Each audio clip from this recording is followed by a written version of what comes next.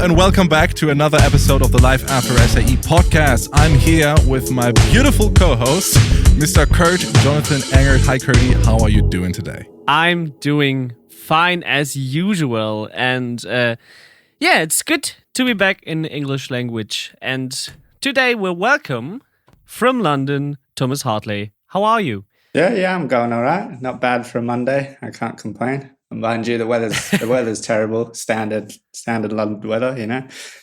Fair enough. Cool. So we got Thomas here, and before we give it away too much, we want to ask you like the 3 generic questions we always ask, and they go like, who are you? What do you do? And why do you do it?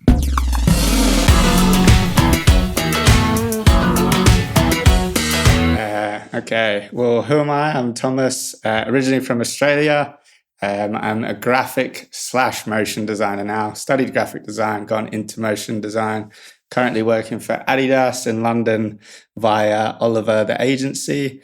And why did I do it? I don't know. I just sort of fell into design. I used to love typography a lot, and now that's sort of progressed into motion and digital sort of workings. And then, that's me in a nutshell. Sweet.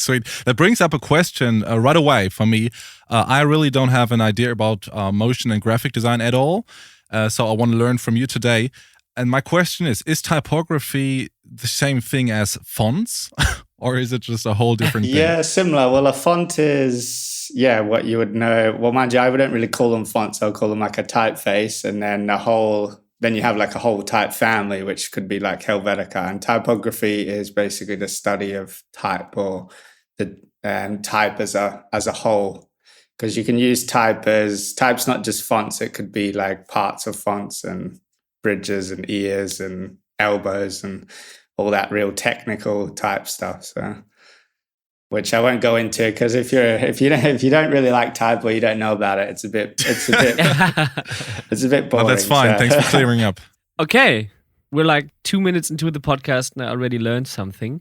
That is good. First up, you are in London right now. Mm-hmm.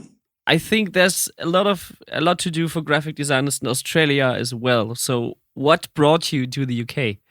Well, I'm actually got from British descent, my parents as well. So they basically moved out to Australia before me and my brother were born, way back in the day. And then, lived in Australia, studied in Australia, so at Perth, SAE. And then I was sort of interning out of university, and then just moved actually over to the Isle of Man. Well, I went to the Isle of Man on holiday. I didn't actually move. There was a design job going, so I just applied for it, worked there for a bit. And then I went over to Scotland for a design festival, actually. And through my contacts back home, back in Perth, I was part of like the graffiti and sort of street art scene. Dudes that I knew back in Perth, one of them was actually running the design festival of Scotland. So then I was speaking to him, and then from that, I basically got some work out of him. So then I went up from the Isle of Man up to Scotland and worked on the design festival up there with them. Shout outs to the dudes there, Warrior Studio. And then I was actually meant to go back to Perth from that, but I got offered a job down in London. So that's why I'm here. Right. So been here 2.5 years now, I guess. So just before COVID hit. So I haven't experienced full London just yet. So of course. Yeah. Oh no! Welcome to Europe. Mind you, Australia's going that way now. Like I feel like especially in Perth, it's like it seems as though everyone's getting COVID now. I was like, well, we've had it for like 2 years, so it's nothing. Yeah, I was like, you guys are. Well, they call WA wait a while for a reason, because it takes a while for everyone to get there. So, that's me. And then, been working. Who did I work for then? I worked for a company called Foxtrot Papa down in London. That was my first job down here. So they're very big in the automotive industry. So their big clients are Ford and Jaguar Land Rover. So we were doing. I was working on a lot of print collateral for those guys.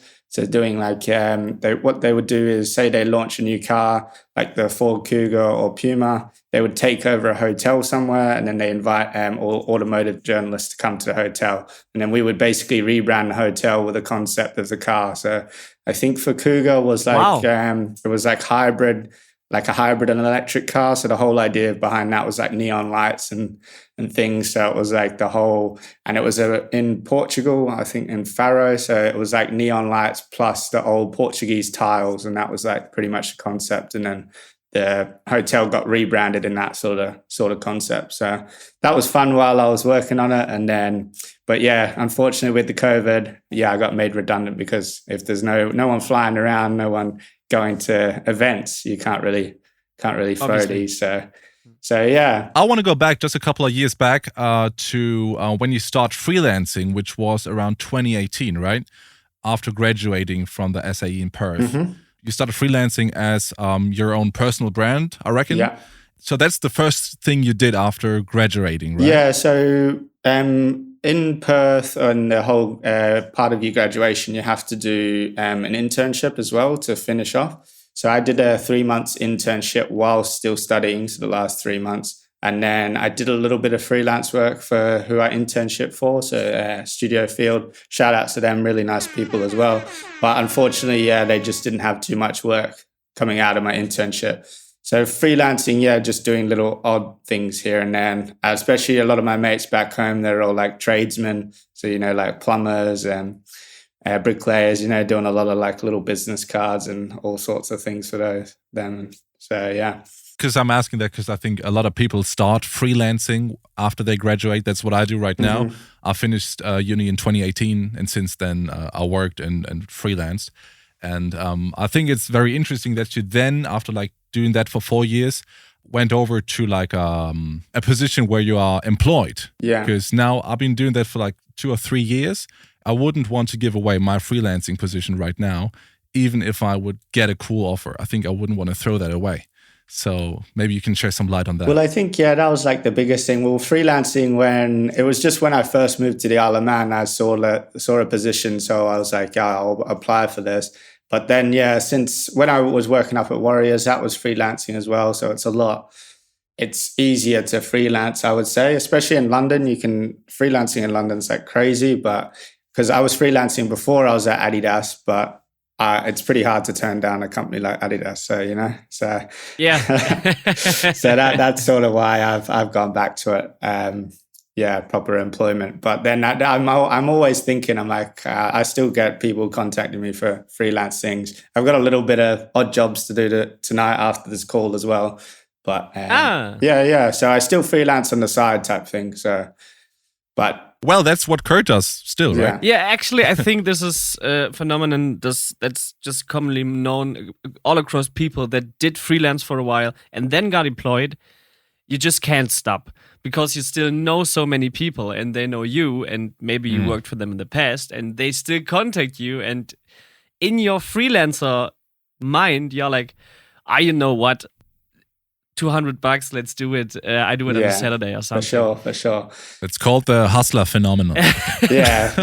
Well, I guess maybe, the way the world is, we're all us millennials now, we need so much money to buy anything. So this is what we got to do. So Exactly.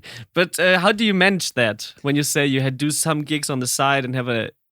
I think, I think around you, I'm pretty lucky with like Adidas. When I first started as well, I asked them about doing things on the side, and as long as there's no real conflicts of interest, and then especially sometimes I might have a little bit of downtime where you might be waiting for feedback or something like that. So I'll just whip out my personal laptop and do a bit of freelance during the day as well, and then right, but it's just a matter of a lot of my freelance clients, they seem to, a couple of them are pretty well organized, but then other ones aren't. So it's just like they would probably just text me on WhatsApp and say, I've got something that I need maybe in a day or two. So then I'll just jump on after work and quickly do it. And I think now that I've been designing for a few years, and especially if you've got this rapport and already know the clients, it's a lot easier for me to jump on a project that I've already done things for them and branding and stuff than, them trying to look for a new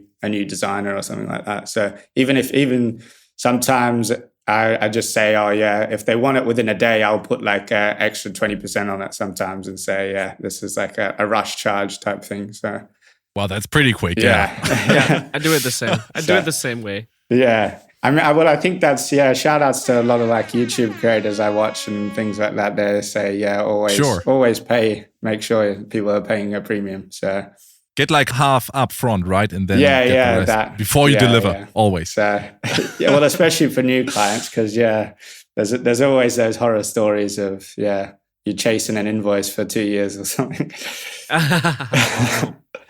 So, but yeah, I'm quite lucky in that sense. My freelance clients are pretty chill, so they always pay on time. So yeah, shout outs to them as well if they're listening. So what I've really do find interesting is the structures in graphic design. Maybe sometimes also in filmmaking and professional filmmaking, but the whole thing working with agencies and studios is really interesting because some people work for certain studios or agencies, and then, of course, as a civilian, you don't know any of those, but then you see, oh my God, these are his clients, and then you see the biggest brands out there. What is the reason big brands still need someone in between and don't work directly with the freelancers? Well, me personally, to jump in on that, I think it's just probably just like reliability, and they probably know like these agencies, and it's like, even like you have freelancers that might be a one-man band. A lot of them, especially in design, they structure themselves or they promote themselves as being an agency because I feel like there's security with people within an agency, or like, agencies like, a big brand going to an agency, they know they might have resource to find freelancers and whatnot. And I think that's just probably the biggest thing that security wise. And I know with certain brands, especially like with Adidas and things, there's only so much that goes on internal as well. They do a lot of like work with big agencies on campaigns because I'm pretty sure it's part of just their like brand structure and what they need anyway. So I was just going to say, Curry, I think it has a lot to do with marketing and positioning yourself, because like we have a lot of audio mixing colleagues and they promote themselves on Instagram like we are this and that company, we do this and that. And it's just a one-man show. It's just like branding and showing off, I think. Yeah. And like in design, it's a lot of like creative teams and stuff. So you promote yourself as a creative team. But I just do it like personally because I usually would go with an agency. Because then, especially if you sort of drill down on your sort of like T skills, when you have certain sets of skills, then a lot of agencies will probably come to you for certain things or different things. So. Well, what are T skills? So like a T skill is like, like if it's like the shape of a T, you have something that you drill down on. So say like typography might be one of my main, and then you have like your cross skills, which will be like, like packaging or then like digital or social, so like your T, the main part, the long part of the T is like would be what you maybe like majored in or something. The other side branches would be like like social or layout design or something like that. Or like now everything's 3D now, so I'm guessing like a traditional graphic designer probably has like design, layout and that, and then you might have like motion on one side now as well.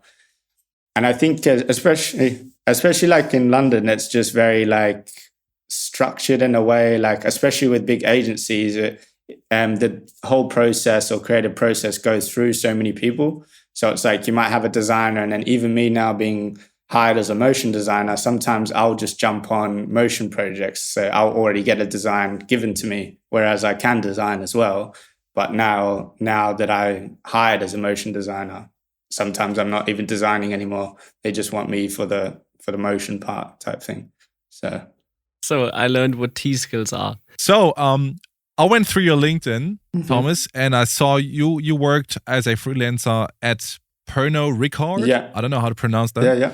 It says you've been working across print and digital campaigns. And again, I'm not sure what that means. Is it like offline and online media? as in flyers and TV stuff? Yeah, so like a digital campaign, like so digital out of home is probably, like stuff that you see now. You know how you would have like a traditional sort of bus stop billboard or like, bus stop advertising. Now now they can be digital. So they'll have like a bit of movement or motion in them as well. And then, like a print campaign would be mainly just like billboards, flyers, posters and things like that. So, and like digital as well can be like, website takeovers. So, we probably don't see them as much because everyone seems to have ad blocks on these days. But yeah, when you when you jump on a website and it's been like taken over by a certain brand. So yeah. Okay, cool. All right, thanks. Yeah. There's another question I have, again from your LinkedIn, that really caught my curiosity. You also worked at We Are Family in London. Mm-hmm. It says you've been working on motion videos introducing speakers, like public speakers. And I'm really curious, how did those videos look like? I think, those people came up on stage and there was something going on in the background. So that was for Workplace Transform. I think it's just called Workplace now. It was like it's a Facebook company. So originally, they used to do in-person events, but that was for like Zoom meetings and things like that. So say like someone was introduced, then there would be like a little transition, or then it would have like a timeline of like their speakers, the start, and then it might transition into something else. So I was only there for a couple of weeks at We Are Family. Really, really nice people. But just that was just a little job in between Pernod Ricard. So I had a good time at Pernod Ricard. They have some crazy cool brands like Havana Club, and shout outs to Phil there as well. He's a real... So many shout outs today. Really impressive. Really cool. So at the moment you work at Adidas. Mm-hmm. What are you doing for Adidas, with Adidas? By the way, which is crazy, Adidas. Like everyone knows this brand. You work for Adidas. That's crazy. With three stripes. So basically what my team does, I'm like an extension of the Studio A team. So that's Adidas's internal agency, so to speak. Mainly what we do is create like global toolkits. Say if you went on the Adidas website now, there'll be like multiple mastheads or like little assets and things like that. We basically would design those depending on like certain products and whatnot. So I don't know if you saw on my like portfolio, I did like the Stan Smith one. So that was that was like an always on campaign. So basically that was the way we created that. We created a toolkit, and then I created the whole After Effects files as well. So then they could drop in basically any version of the Stan Smith shoe. So because it's an always on campaign, it means that it basically runs all the time. So it might run for 2 months in Europe, and then it might go to like South America, run for 2 months. But say in South America, the black version of the Stan Smith like sells a lot better. So the creatives in South America would then drop in that Stan Smith model of the shoe, and then still use my creative, and then basically just roll it out on the Adidas website in South America type thing. So one question at that point. Actually, I own a pair of them. I own them. If you're going to purchase a Stan Smith, let's say, and you're preparing the toolkit, does that mean the shoe is completely animated in that case? No, so with that toolkit, we use what we call like Marvin imagery. So it's like already images that have been shot of the shoe and the model. And then I basically then just drop a PNG or like a TIFF file of the shoe into my After Effects file type thing, if you know what I mean. So it just gets layered. Yeah. So it's just layered. And the way that I created the After Effects file was basically, so they would have already had the shot of the black Stan Smith or what have you. And then they literally just bring that shoe into my creative, option drag, and it should automatically match up. Like that's what a modular toolkit's meant to be, make it as easy as I can for the next designer type thing. So it's hard to imagine how much effort goes in that. Yeah, I think our deck was it was about 150 slides for that deck or something. So yeah, it was a pretty big deck. So, and I mean, Adidas has like thousands of pairs of shoes, and they do this for every pair. That's so crazy. Yeah. Crazy, yes. Yeah, and sometimes it's like, sometimes we feel like, that was a good campaign because I know it's going to run for a while, but sometimes, you might do a campaign, and especially me being in the UK, we need to check it with global markets because it might only run in the UK for 3 weeks, and you may have worked on it for a month, and then it only runs for 3 weeks or 2 weeks, or and especially like sometimes even sales things, they only run for like a week or something. But you don't realize like how much work goes on behind the scenes just to make this little creative that people sort of see. But those toolkits like that, it's just basically so you can have it running across multiple things. So you have like above the line and below the line marketing funnels and things like that. So if people see it on social media, then when they go in, then when they've tapped it on social media, then the same creative shows on the Adidas website and stuff like that. So it feels like a cohesive sort of user journey type thing. Cool. Yeah, the customer journey is very important, especially for all the marketing people. Yeah. Right? But dude, like what I still feel like is crazy, 3 years after graduating from the SAE, you're working with a global player.